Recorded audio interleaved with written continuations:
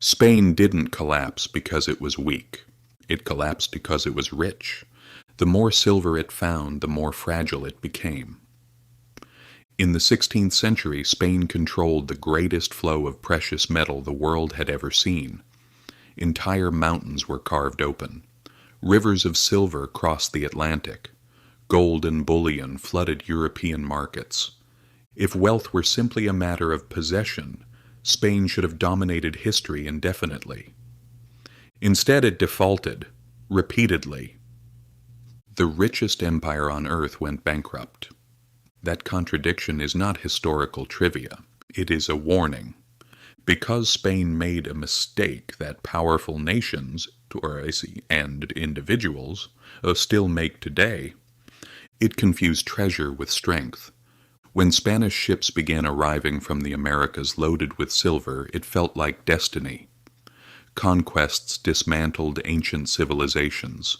Mines like Potosí produced staggering volumes of metal. By the late 1500s, Spain stood at the center of a global empire stretching across continents. From the outside, it looked invincible. But wealth arrived faster than structure. Silver poured into Seville at a pace the domestic economy could not absorb. Prices began to rise, then rise again and again. This wasn't prosperity, it was inflation. When the money supply expands without matching productivity, purchasing power erodes. Silver increased. Output did not. More coins chased the same goods. Abundance masked imbalance. And something more subtle happened. Spain stopped building. Why develop domestic industry aggressively when treasure ships arrive every year?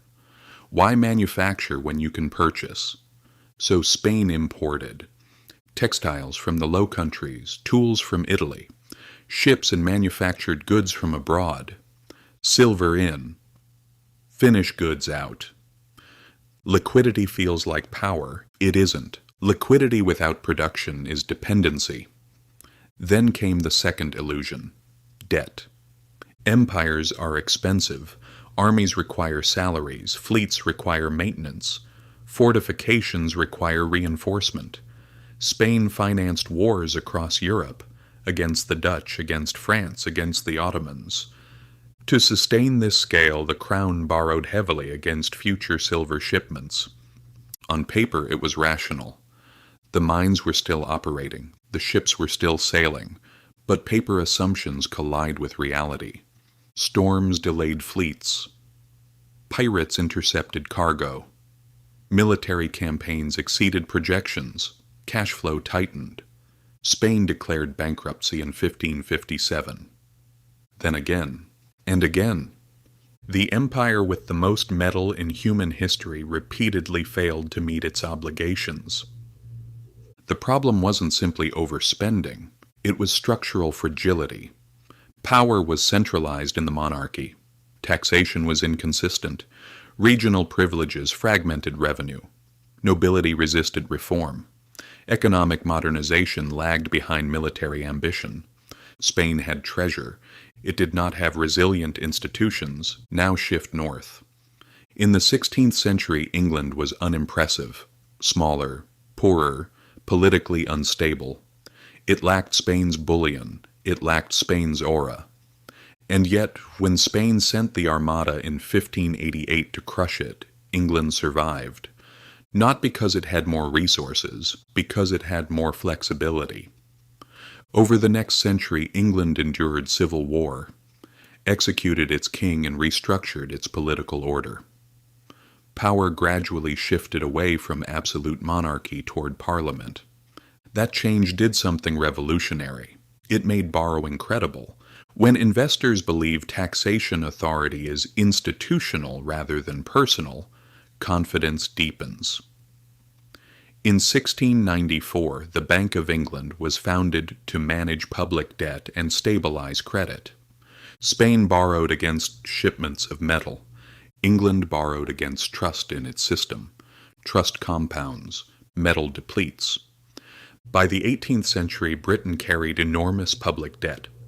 far higher relative to its economy than Spain had at certain points. But British bonds traded actively. Taxes were predictable. Contracts were enforceable. Investors believed repayment was structurally likely. Debt became a tool rather than a weakness. Capital markets expanded. Insurance systems matured. Joint stock companies multiplied. Entrepreneurs could raise funds. Risk could be distributed. Incentives favored reinvestment.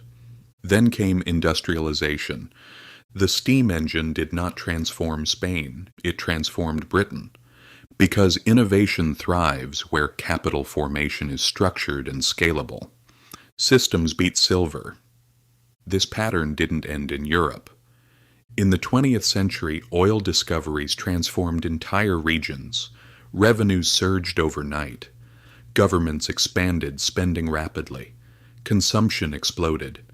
And yet, many resource-rich nations experienced inflation, currency instability, and recurring debt crises. Abundance can erode discipline. When revenue feels automatic, reform feels unnecessary. Silver in the 1500s, oil in the 1900s. The psychology is identical. Now bring this forward. The United States did not become the dominant financial power of the modern era because of gold alone. Yes, it held large reserves after World War II. But when the dollar severed its convertibility to gold in 1971, it did not collapse. Because the real asset was not gold, it was credibility. U.S. Treasury markets became the deepest and most liquid in history. The Federal Reserve acted as lender of last resort.